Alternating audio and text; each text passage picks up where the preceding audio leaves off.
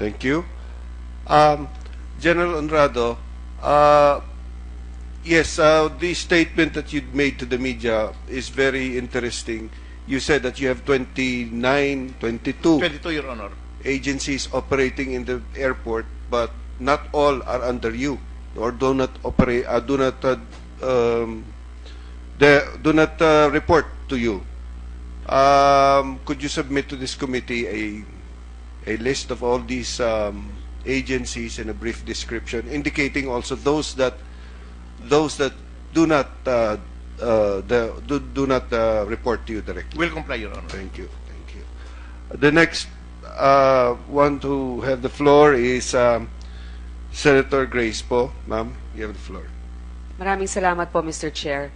Unang-una po, ako po'y nakikisimpatya sa ating mga biktima at humihingi rin po ng tawad sa inyong mga naranasan.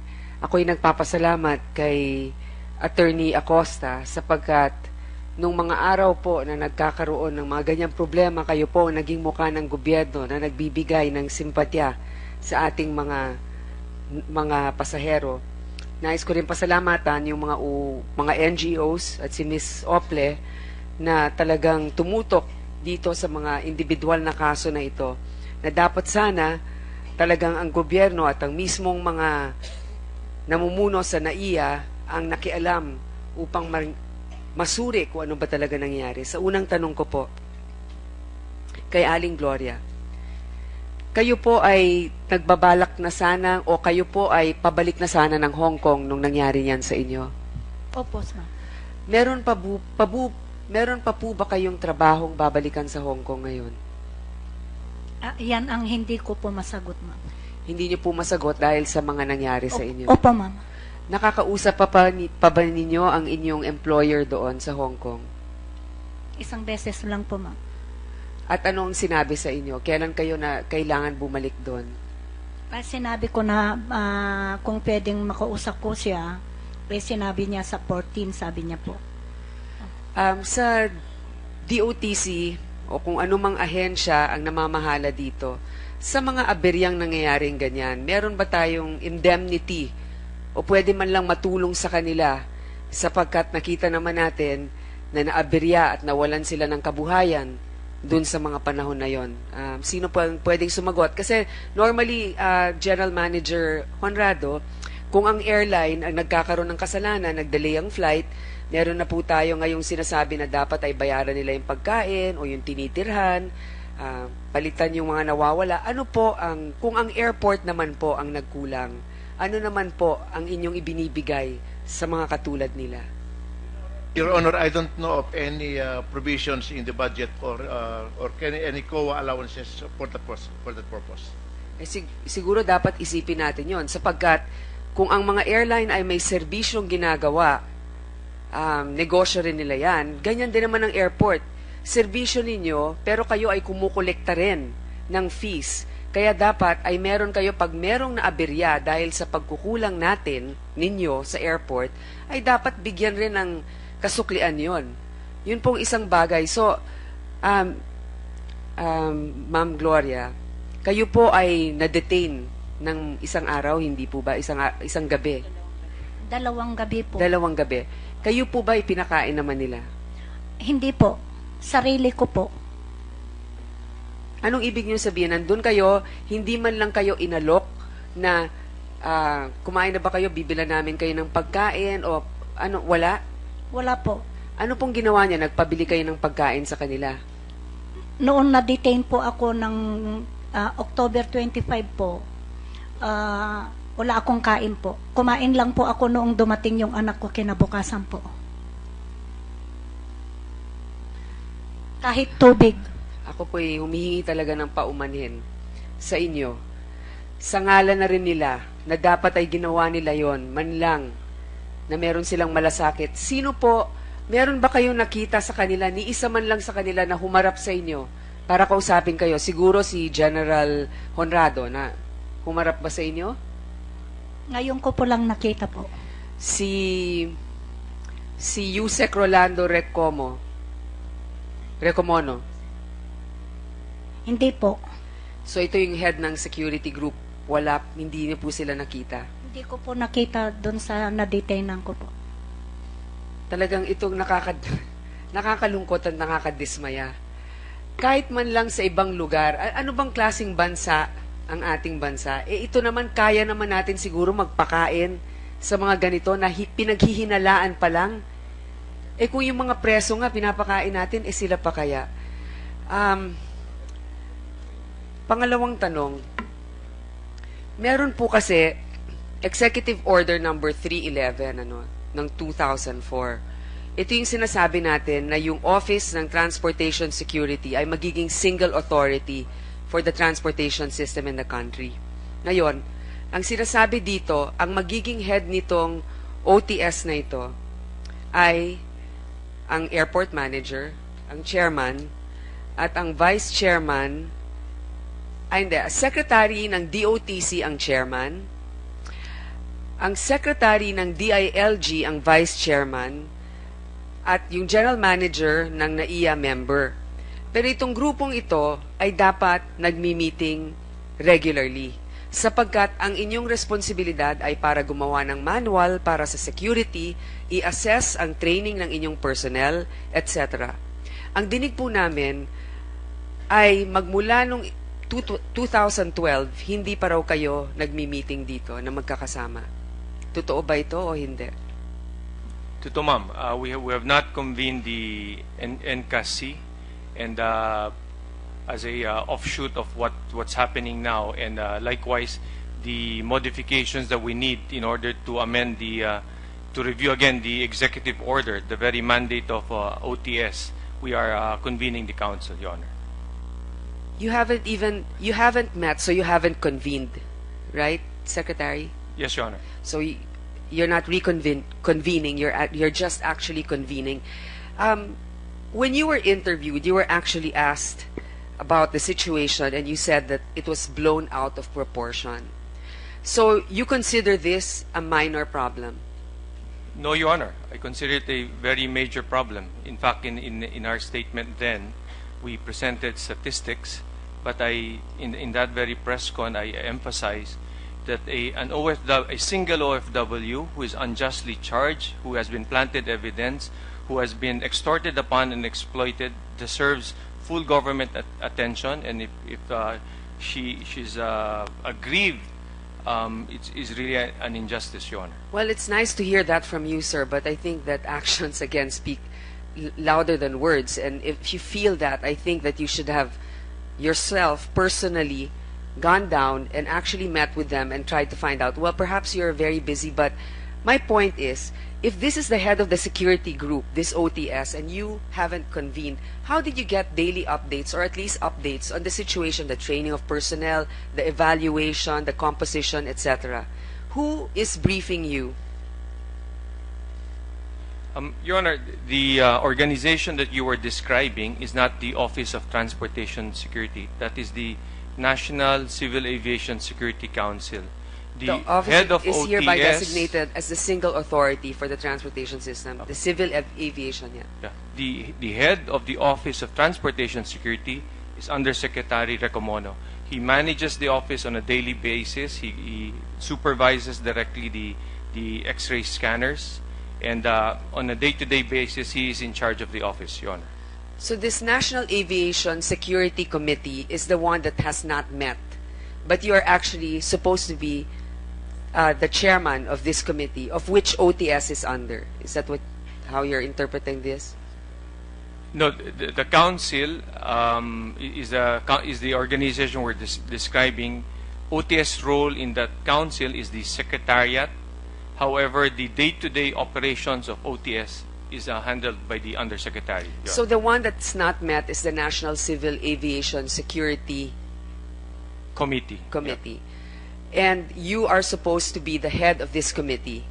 Yes, Your Honor. So since 2012, you have not met with them. Yes, Your Honor. When are you meeting with them? We are scheduling after APEC, Your Honor. Is there a reason why you have not met with your committee in the past?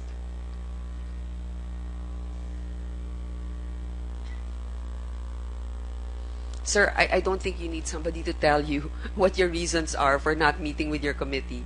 Well, it is convened if there's a compelling reason to do so.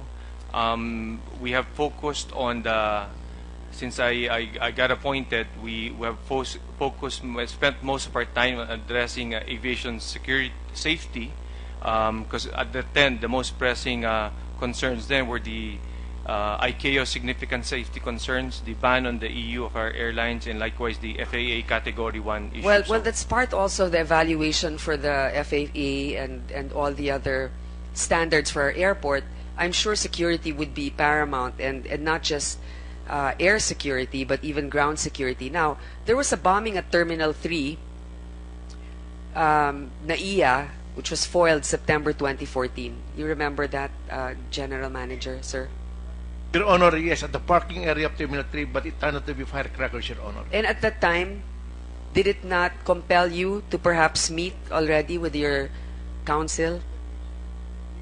At that time, we met those within the DOTC family, because those are the immediate units involved, namely OTS, the MIA, and we assessed the situation. But upon the feedback and report of the general manager that indeed there were firecrackers, we saw no need to convene the council, Your Honor. But at that time, the shortcoming was you didn't have enough CCTVs. So maybe you were just lucky at that time, but maybe it should have compelled you to think that what if this was real? Going back, at least we should have your performance standards, your personal equipment facilities, training personnel, manual, and everything else, a report on your security. So is this something that you will try to discuss with your committee when you meet? Yes, ma'am. In fact, the manuals are with OTS. OTS as an organization also performs the regulatory function to ensure that all security plans of all airports are approved and are audited regularly in order to comply with the ICAO standards, Your Honor. Okay, now, Mr. Recomono, you mentioned in a Bandila interview that you have about 1,214 incidents of Tanim Bala since 2012. Is that correct? Or more than 1,000, about 1,000, if you mentioned it. It's not a Tanim Bala incident, but rather interception incident, Your Honor. Interception incident, which involves what? Bullets or? Yes, Your Honor. Okay. And then you said that 65 were dismissed. Yes, Your Honor. So the remaining ones, what's happening to them? Ano pong mga nangyayari dun sa mga naiwan na hindi pa nadidismiss? Meron na bang nakasuhan? Let me just explain first, Your Honor. That's 65. That 65 that we dismiss does not involve bullet interception, Your Honor, but rather various offenses, like for instance, in the form of extortion, but not necessarily involving interception po ng bullet. Pero meron na interception ng bullets doon. Sa 65, wala ni isa. Wala po. So, sa 1,000 incidents, sigurado ko merong kasama yung bala. Kasi sinasabi nyo, nangyayari yan noon, anting-anting o kung ano pa. Meron na bang nakasuhan? Wala nga po, Your Honor. As far as that 65 personnel whom we dismiss for various offenses, it does not involve po yung bala. Okay. Doon po sa mga insidente na mga na-report, meron bang mga pangalan na paulit-ulit na nasasama doon? Halimbawa, yung na-involved dito sa kanila, Clarin o kaya si Maria L. Mazenia, mga ganun na pangalan. Actually po ngayon, pinag-uusapan namin ng Aviation Security Group po, yung aming records, kasi kami po yung may records once there is an interception incident as far as bullet is concerned. Sinasabi po namin sa kanila, kasi tineturn over po yung yung nai-intercept na bullet sa law enforcement. In this case po, yung Aviation Security Group. Okay, pinag-uusapan po namin, yung tama po yung inabit namin po yon, yung tingnan nga natin if there is a pattern as far as personnel. Hindi pa ninyo nahahanap yung pattern, pero hinahanap ninyo ngayon. Hinahanap po namin yung, kasi nga po, let me just explain as far as that particular record is concerned. Ang objective po ng OTS as far as that record is concerned is really to review, examine, assess. Yung po mga ito po kasi ang tawag namin po dito as far as bullet is concerned, these are obvious threat to an aircraft. So hindi po namin talaga ito pinapayagan na makapasok po sa loob ng aircraft. And this is in accordance po sa piniprescribe na mga prohibited items ng ICAO po. Oo nga po, pero okay, balik tayo po. Kailangan nagko-cross-check kayo ngayon. Kung merong mga nasamang pangalan, kahit na sabihin mong hindi sila nahulihan na may kasalanan sila, pero paulit-ulit na nababanggit ang pangalan nila. Maaaring dahil dun sila nakapost sa posisyon na yon na nag-x-ray, kaya nandun yung pangalan nila. Pero siguro, tignan natin mabuti kung merong mga common denominator sa lahat ng ito. Kailan po natin makukuha yan sa inyo? Sisikapin po namin, kasi yung record po kasi namin talaga is not really intended para dyan po.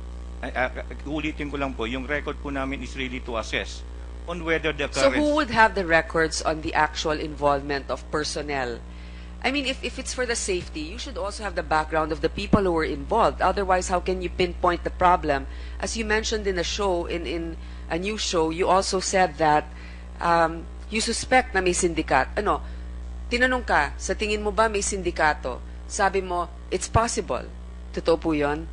Tama po yun. It's Okay. possible po. So, paano natin ma-assess kung meron nga? Ito nga po yun, because we have the record as far as interception incident reports. Nagko-collaborate po kami ng Aviation Security Group kung merong ng pattern. Pattern kasi sila po yung nag-i-inquest, and then tingnan po natin kung merong kang tao na palaging yun na lang, at kung kami naman ay merong tao din Opo. na nai-involve dun sa po sa nai-involve dun sa sa pag-check. Alam niyo po, sa tingin ko, Aling Gloria, yung inyo pong karanasan, ang talagang nagtulak sa kanila na mabuksan yung mata namin na nangyayari na ito ng ilang taon. Kasi po, kung nakikita niyong ganyan na maari palang may sindikato, bakit ngayon lang natin iniisip na irekomendang pag-aralan yan kung matagal nang nangyayari? Kayo po yung head ng security. Bakit hindi po ninyo naisip na noon pa? Tingnan nga natin, baka may pattern dito ng mga sindikato. Ulitin ko lang po, yung record kasing yun is really for establishing a pattern as far as yung pong occurrence ng obvious threat. In this case po kasi, ito po yung kasi minamandate ng ICAO na wala po sanang makapasok na obvious threat sa loob ng eroplano. Okay, Ngayon, I understand, sir. Now, your concern is for the standards imposed on us in terms of security. But when it comes to actual investigations of, let's say, corruption of officials in the airport, who is in charge of that? General Manager, meron po ba kayong internal affairs sa airport? In order, as para security po, meron kami, the Airport Security Inspectorate Office, which determines yung function and efficiency of the security personnel. So meron po ba na nanire-report sa inyo nagiging problema dito? Pakiulit po, anong pangalan ng tanggapan na yan? Airport Security Inspectorate Office po. Airport Security, okay. Inspectorate Office. Inspectorate Office. Nandito po ba? Wala po, Your Honor. Pwede bang mag-submit kayo ng report kung meron kayo tungkol sa Tanim Bala o kung anumang mga nasususpetsahan ninyo? As para sa suspension po ng personnel, wala po. Ang trabaho po nun is look at the procedures kung may nagkukulang. And normally, we give them a daily report po. So kung may nagkukulang sa procedure, naiimbestigahan rin ba nila yung, kunyari, na meron silang suspetsa na may ginagawang mali? We submit the report to the OTS po. So meron naman. Pero kayo nahuli, meron po. nangingikil Every day o po. nag-extort. Yes. Pakitignan lang po, baka meron namang report na dati dun sa Tanim Bala. We'll do that, ma'am. Okay. Next is, naiya lang ba nagkakaroon ng Tanim Bala? O saang airports pa po nangyayari ito? Kayo po, Usec, Recomono? Sa ibang party po, hindi po lahat ng airports. Depende po yan. Meron po kaming record and we can submit that to the committee po.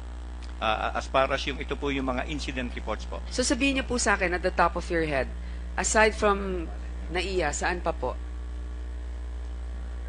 Clarification for Your Honor. Yung Tanim Bala, hindi lang sa naiya nangyayari. Saan pang airports? Ulitin ko lang po, yung record po kasi namin is really not Tanim Bala. It's really incident report involving yung bullet, Oh, yung bala po. So kung meron po na may bala na nakitaan, saan po? Sa lahat naman ng airport natin merong mga ganito? Hindi po lahat ng airport. May mga mangilan-ngilan po. Although ang karamihan po is nasa NAIA. Sa NAIA. Oo, kasi just by the sheer number, talagang doon mas maraming dumadaan. Ngayon,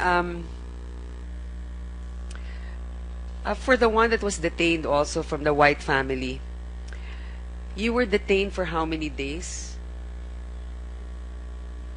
6 days and 5 nights, ma'am. In the 6 days and 5 nights, did they take care of you? Did they give you meals? They did, yes. They did. The airport authorities did. Yes, ma'am. Sa kanya naman meron. Pero sa ating sariling OFW, wala. Wala po. Or is it ma'am, Miss Zoleta, meron po kayong gustong idagdag? O baka ikaw nagbibigay noon, nakala lang niya galing sa airport. Meron po siyang baon na pera, so umorder po siya ng pagkain. Pero ang ibig niya daw pong sabihin, in-offer naman po siya na kung gusto niyang kumain, pero hindi daw po niya kinain, pero may offer po sa kanya. Okay. Inofferan siya kung gusto niyang kumain. Apa. So you were asked if you wanted to eat, but it was actually you who purchased for your food. Okay. That's just being clear. Para sa ating mga OFW, gusto ko marinig si Miss Susan Ople. Ano ba sa tingin mo ang dapat sanang ginawa ng ating airport manager o yung sistema para matulungan yung mga ganitong mga nangyayari, yung ating mga biktima? Kung may malasakit po, maraming magagawa eh. Yun naman po ang malinaw. Tulad po sa kaso ni Nanay Gloria, hindi naman po tama na 5 lalaki yung nagtatanong sa kanya. Walang nagpaliwanag ng karapatan niya. Wala siyang hindi niya po kasi talaga alam yung batas eh. Wala naman nagsabi sa kanya at siya ang iniisip lang niya yung flight niya sa Hong Kong.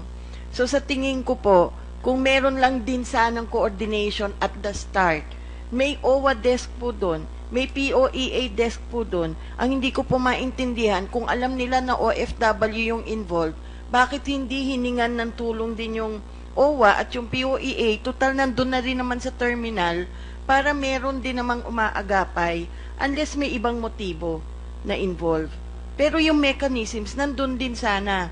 Bahagi po yung OWA at yung POEA dun sa 22 agency siguro na binabanggit ni GM Honrado. Alam niyo, ma'am, maraming salamat at nabanggit ninyo yan. Dahil baka hindi nga alam ng mga OFW na dun sa mga lugar na yon ay merong OWA tsaka may desk silang pwedeng lapitan. Importante yon. So, ito nga yung sinasabi ko. Pag nagmi-meeting regularly, may koordinasyon, may sistema. Enforcement lang nga dito, iba yung investigation, iba naman yung counseling or yung or legal advice. Dapat talaga, GM, kasama po yun talaga sa team na pag meron nag-i-inspection doon, dapat pag meron silang suspetsya, security, anong tawag dito, enforcement lang naman yung, inspectors lang naman sila, di ba? Wala silang karapatan na mag-aresto doon. Dapat merong abogado na kasama kaagad. Hindi po ba dapat ganon? Ma'am, yung sa amin po, the procedure po, but we are not part of the loop as far as the screening and the prosecution. Hindi po kami kasama dun sa You're not part of the loop as far as screening and the prosecution po. Screening? And the filing of the case. screening of the Passenger po. of the The screening passenger. of the passenger is the sole authority vested on OTS. At yung filing of the case po is the exclusive domain po ng PNP. But again, you're supposed to have had coordination through the council, and that's the main reason why, again, if there was coordination, even if one particular responsibility rests on a particular department, you should, again, you said you coordinate. Dapat nagtutulungan talaga kayo pagdating dito sa mga nagiging biktima natin. Gusto kong tanungin si Attorney Acosta. Ma'am, bigyan po ninyo, paano ba natin mas mapapaayos ang ating sistema sa pagtulong para mabawasan ng biktima, matulungan ng biktima, at yung gobyerno, ano ang naging kakulangan natin dito? Kung pipili kayo ng naging kakulangan, ano po yun? With the permission of the Honorable Chairman, mahirap po yung tanong, baka magalit sa akin sila. Hingi din po ako ng permiso. Maganda po yung tanong, sapagkat ito'y problema ng ating bansa at ang imahen ng ating bansa ay nakasalalay dito. Sana po, kung may na-apprehend ang OTS, may PAW naman po tayo sa Pasay, 5 minutes to 10 minutes nandun na ho yung PAW. Tawagan yung PAW para maproteksyonan ang karapatang pantao ng ating mga OFWs, ng ating mga bisitang, foreigner, at gayon din yung mga traveler. Kasi yung pong nangyayari na yan, mukhang talagang marami pong lapses. Kay Mr. White, wala po siyang counsel nung hiluhin siya. Nung dalhin sa ABSICOM, walang counsel. Sa piskalya, wala ring counsel. Kaya hindi po naproteksyonan ang kanyang karapatan. September po nangyari yan. And then may private lawyer siya, so hindi po kami naka-intercede. Si Manang Gloria din, walang counsel. Hindi rin po nakatulong ang PAW dahil hindi namin alam ang kaso niya. Nadinig ko na lang sa TV, October 25, 26 nangyari. Here comes November 3, nadidinig ko na yung si Ma'am Toots sa radio. I-post ko nga sa Facebook ko. May, punishable by reclusion perpetua yung nagpa-plant. And then, tawag sa PAW, hotline, 929-9436. Pati po yung personal phone ko, binigay ko sa public. And then, ang dami na hong nag-share, nag-like, naging viral. And then, November 4, tumawag po sa akin si Mr. Dominic Almenor ng DCMM at si Dante Jimenez ng BACC. Merong 5 huli, walang abogado sa ABSICOM. So, sinugo ko po yung aking 2 PAW lawyers from Pasay. Si Attorney Erwin Angeles at si Attorney Pedro Mabasa. Kasi MC po ako sa PAGBA, sa Philippine Association of Budget Officers of the Philippines. Di po ako makaalis. Bumalik po sila after 4 hours. Sabi niya, Chief, bigo kami, hindi namin napalaya yung 5. Bakit? I-inquest pa rin Ganon. At submitted for resolution pa raw, sabi ng ABSICOM. May 77 years old doon, si Lolo Santiago, sakitin, appeal papuntang LA. So, galing pong Iloilo, pumasa sa screening sa Iloilo to Manila, bakit sa Terminal 2, nagkabala? So, Tanim bala po talaga yan, maliwanag pa sa sikat ng araw. And then, sabi ko, sige, tapusin ko lang to, pupunta ko sa piskal, ipaparelease ko sila for further investigation. I argued before the city prosecutor, si Prosecutor Nolasco Fernandez. What if ang senador ang matamnan ng bala? What if kung judge? What if kung justice? Anong gagawin mo? Papakulong mo din? So, I'm now moving for further investigation. Sabi niya, sige, granted, PAW chief Sabi ganon, hindi ka ako, walang biro dito. Isipin mo na lang, nakakaya na tayo. So, sabi ko, sige, eto na yung mga papel. May private lawyer yung isa, yung matanda, sabi niya. Wala naman yung lawyer niya, na private lawyer. Tignan natin, sabi ko, 5 po yun. Si Miss Rowena Otik, Mrs. Milagros Cadente, at meron pang 2 babae. Si Melody po, OFW, hindi na po nakapunta sa Qatar. Hanggang ngayon po, bedridden siya, may sakit. Siya po yung hinimatay, nakakala ko mamamatay, buti po, first aider ako ng Red Cross. So, ang nangyari po, yun nga po. And then, di pagdating po namin doon sa ABSICOM, yung piskal, sumama. Buti sumama yung prosecutor. City prosecutor, napilit ko pong sumama kasi baka hindi po ako paniwalaan ng ABSICOM So pagdating doon, napalaya po namin yung 5. Kahapon, nag-move na po kami for dismissal sapagkat 5 na po ang napadismiss naming kaso. 20 na po. Sa span ng 1 week, 7 days, November 4 to November 11, 20 po ang nakasuhan.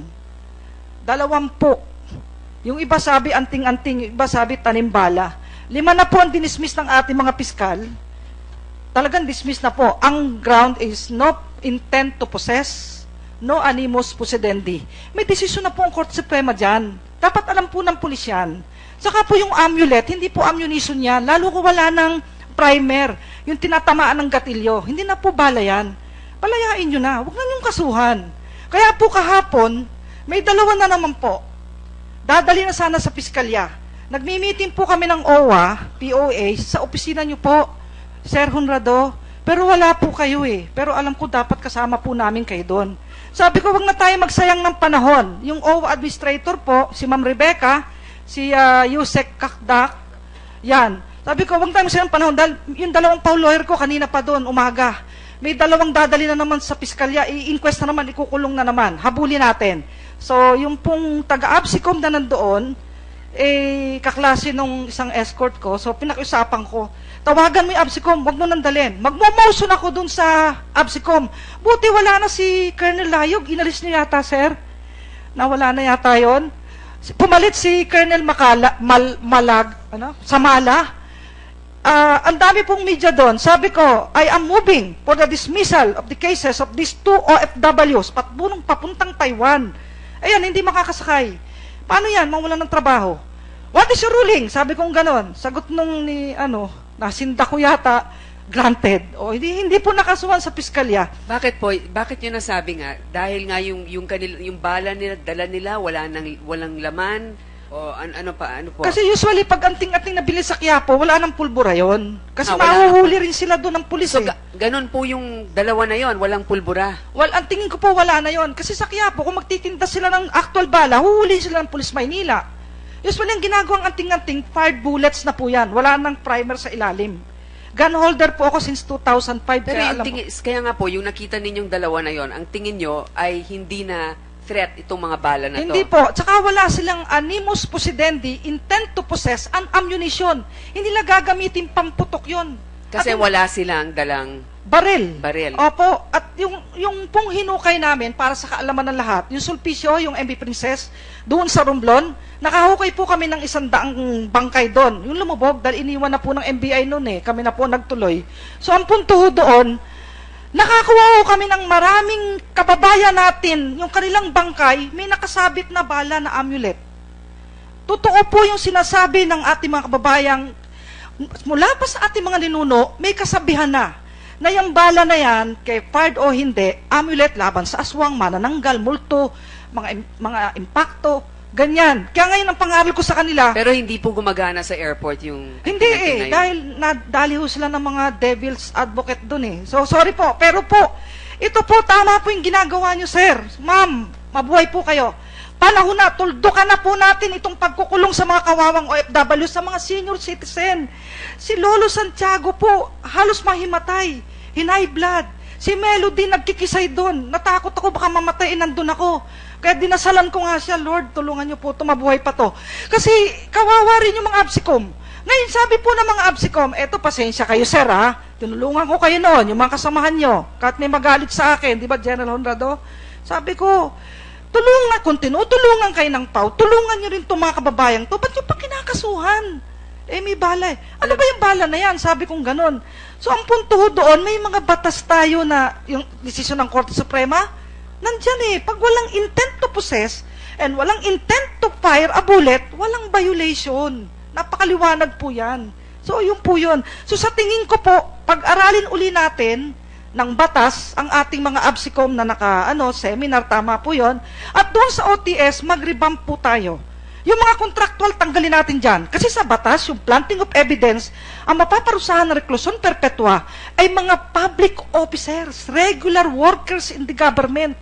Hanggang contract of service, contractual po yung ating mga nag-i-screen dyan, hindi po matatakot yan dahil hindi sila madidismiss from service.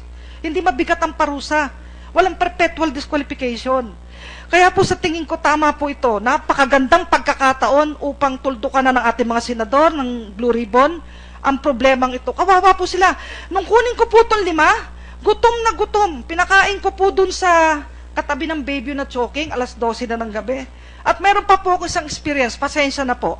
Merong isang prosecutor, babae, pumunta doon, galit na galit sa akin. Bakit to pinalaya namin si Lolo Santiago? Yung 77-year-old ay may private counsel. Sabi ko, so what if there is a private counsel? Nung sunduin ko po sila, yumakap na lahat sa akin, ayaw na magpaiwan. Nasaan siya nung oras na yun, yung private counsel na yun na sinasabi nila? Dapat matuwa sila, magpasalamat sila. May mga PAW lawyers na tumutulong sa ating mga kabayan. Bakit sila nagagalit? Ano kaya yun? Sabi ni Tito Noli de Castro, baka member ng sindikato. Sabi ko, sir, hindi ko po alam. Bakit sila nagagalit? Kung ang mga anghel sa langit natutuwa at may nakakalaya na walang sala, di dapat matuwa rin sila. Ano sila, anghel ng demonyo? Hindi nga umaandar ang anting-anting sa kanila. Attorney, maraming salamat kayo nagiging mukha ng gobyerno sa pagkalinga. Dahil nga nakikita natin may dalawang mukha ang gobyerno dito. Wala na po akong tanong. Ang gusto ko lang sabihin, ang kakulangan talaga dito ay dalawa lamang. Talagang compassion at saka common sense. Dun sa iba sa kanila, hindi talaga nagko-coordinate. Pasensya na po, Mr. General Manager, pero ang liderato po ng airport, kahit na maraming iba't ibang council, ay talagang nagmumula rin sa inyo bilang manager doon. So sana naman po, yung mga sinasabi nga natin, tignan din po ninyo, paano ninyo mabibigyan ng tulong ang mga katulad nila na nawawalan na ng trabaho, na delay ang flight, walang, habang nandito sila sa Pilipinas, wala silang kinikita. Siguro pwede kayong magkaroon ng fund muna ngayon habang wala kayong permanenteng budget para dyan. Your Honor, we'll try to look at that suggestion of the Honorable Senator. But can I have a manifestation on the comment of kahapon po, sa umaga may board meeting kami. The whole afternoon po nasa opisina ako hanggang alas 6:30 ng gabi. I didn't receive any invitation from you to join me, although I've met the people, the undersecretary from Dole the day before. Just for the record po, you never invited me to join your meeting. Yes. Okay, you can respond, Ms. Acosta. Sir, kasi 1 week before, pumunta sa akin si Usec Lagunsad ng Dole. Doon daw po ang meeting sa inyo, sa Terminal 2, conference room. Kaya expected ko po, kasama namin kayo, dahil teritoryo nyo po yun, kaharian nyo po yun, yung airport. Tapos kayo nga daw, nung hapon, may meeting. Alas 2 po yung meeting ng hapon kahapon. Mr. Chair. Opo. Di ba may CCTV po kayo? Siguro nakita ko ng mga empleyado nyo papasok. Nandun din yung taga POA, OWA. Okay. Opo. Okay. Ms. Ople? Yes, Mr. Chairman, maigsi lang po. Just to, in connection do sa sinabi na yung stress ng mga nabibiktima, kahit po yung mga OFWs, and this is also in relation to the comment earlier made by Senator Cayetano, I just want to read a very brief message from an OFW po na pabalik na po siya to Singapore. Please proceed. Sabi po niya, Kasusan, magandang hapon po. I'm on my way to NAIA Terminal 1 now at halo-halo na po ang stress at pagtaas ng blood pressure ko. Ang nararamdaman ko kasi hindi ko po alam kung anong mangyayari sa amin ng husband ko. Wala po akong maisip na iba na tatanungan at gagawin kung in case po may mangyari sa amin. So, ibig ko po sabihin, hindi lang po to, alam ko po sabi nyo, isolated case. Pero hindi lang po ito yung first time na may mga nagbe-message sa akin ng ganito. Dati po, sir, ang iniisip lang namin sa Opple Center, yung mga kaso na kailangan i-rescue doon sa ibang bansa. Ngayon po, papunta pa lang sa airport namin, nagme-message na sa amin na in case may mangyari, sana masaklolohan sila. And this is it's unquantifiable. You cannot say specifically ilan yung numbers. But I can attest, sir, the climate of fear is really there. And it will take a long time for you to do something to regain back their trust po. Okay.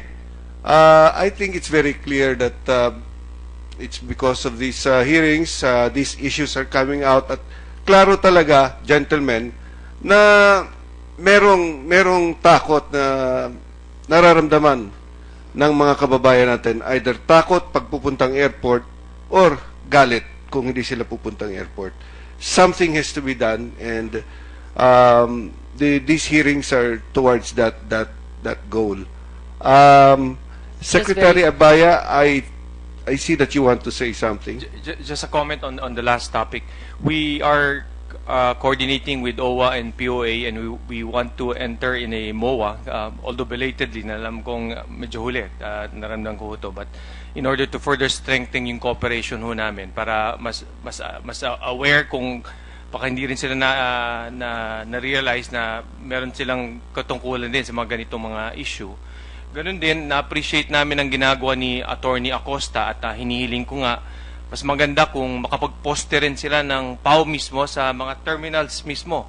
Alam ko may kakulangan sila dahil Pasay po yan, but mas mararamdaman ng ating mga OFWs yung presensya ng gobyerno kapag ang PAO mismo ay nandun sa terminal. At tama-tama po ay packet na ho yung budget ho dito sa Senado. I'd gladly you carve out budget from the DOTC, transfer it to PAO to add more personnel and have their presence felt in the airport. Okay, so we have your permission to carve out from your budget, By Secretary. all means, Mr. Yeah. Thank you for your generosity, Secretary Abaya, as long as you're not going to raise any fees or from any of our other passengers any other way if we put another PAO desk in the airport. Absolutely not, ma'am. Because Okay, it, I have it your will be word. carved out from the DOTC budget, not from fees, Your And Honor. it will not suffer, the services will not suffer after that. Absolutely not, Your Honor. Well, I don't think it's really, honestly, I don't think it's really your position to just say that if you already submitted your budget. We can probably find a way to help PAO do that. But with all the problems confronting the DOTC now, after we approved your budget last year, you raised the fees of the MRT, and now you're saying that you're willing to carve out some budget from the DOTC. I'm just saying that I just don't understand how you can confidently just say carve out Mr. without Chair. even being sure about the figures. Mr. Chair, I know there's an intent of the Finance Committee Chairman to reduce the quick reaction funds of DOTC. I am not dictating that you carve out. It is within the power of the Senate to amend our budget, especially that it enters plenary, I think, after APEC, Your Honor. Okay, Mr. Chair, one last question for Mr. Recomono. Sinesearch rin po ba ninyo yung mga security personnel ninyo na pumapasok sa airport? Siguro pagkatapos po nito, mag-general search po tayo, pati sa mga locker. Kasi po, ganito lang po yan kasimple. Iilan lang pong bulok na itlog dyan. Marami pong gumagawa ng trabaho ng tama. Hindi naman po makatarungan na dahil sa iilan ay masira ang imahe ng lahat ng naroroon. Kaya siguro, paano nyo chinecheck yung mga pumapasok? Kinakapaan din ba sila? Opo, ma'am. In fact, I support your yung suggestion nyo nga po na pati dun po sa locker nila. Tama po yon. Para lang ito maibalik natin yung confidence. So hindi pa po ninyo nagagawa yon? Kasi po yung talagang pag-check lang bago. Kasi para din po silang employee ng airport. O sige, dapat po ganito. Kumuha na kayo ng kung anumang legal na pangangailangan ninyo para ma-check ninyo lahat yan. Pero sana, request lang, pag ginawa ninyo, kunan nyo ng video. Kasi ang mahirap niyan, pag nag-check kayo, binuksan ninyo, meron dyan, sabihin, hindi naman talaga ako naglagay dyan eh. So ngayon pa lang, pero napapangunahan na nga natin sila eh. Dapat talaga, dati na ninyo yung ginawa. That's all, Mr. Chair, and thank you too. Thank you.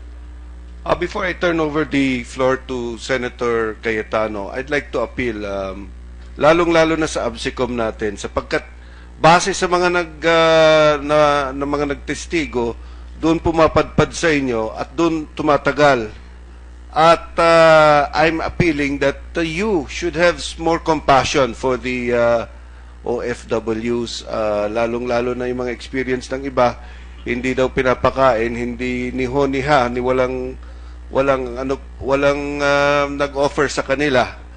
Pati yung mga basic rights, yung karapatan, ay hindi na-explain sa kanila. So I think you have to review your procedures and reorient your personnel, lalong-lalo na bigyan ng pagmamalasakit sa ating mga OFWs. Sabi na dapat ay bayaran nila yung pagkain o yung tinitirhan, palitan yung mga nawawala. Ano po kung ang airport naman po ang nagkulang, ano naman po ang inyong ibinibigay sa mga katulad nila? Your Honor, I don't know of any provisions in the budget or any COA allowances for that purpose. Siguro dapat isipin natin yon sapagkat kung ang mga airline ay may serbisyong ginagawa, negosyo rin nila yan, ganyan din naman ang airport. Serbisyo ninyo, pero kayo ay kumukolekta rin ng fees. Kaya dapat ay meron kayo, pag merong naaberya dahil sa pagkukulang natin ninyo sa airport, ay dapat bigyan rin ng kasuklian yon. Yun pong isang bagay. So, Ma'am Gloria, kayo po ay na-detain ng isang araw, hindi po ba? Isang gabi? 2 gabi. Hong Kong ngayon. Yan ang hindi ko po masagot, ma'am. Hindi niyo po masagot dahil sa mga nangyari sa inyo? Opo, ma'am. Nakakausap pa ba ninyo ang inyong employer doon sa Hong Kong? Isang beses lang po, ma'am. At anong sinabi sa inyo? Kailan kayo na kailangan bumalik doon? Sinabi ko na kung pwedeng makausap ko siya, sinabi niya sa 14, sabi niya po.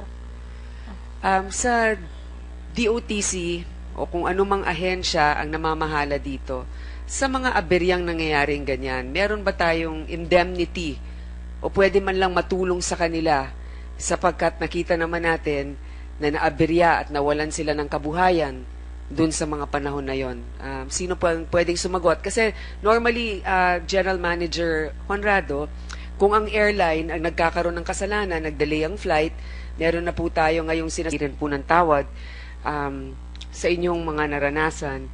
Ako'y nagpapasalamat kay Atty. Acosta sapagkat nung mga araw po na nagkakaroon ng mga ganyang problema, kayo po ang naging mukha ng gobyerno na nagbibigay ng simpatya sa ating mga pasahero.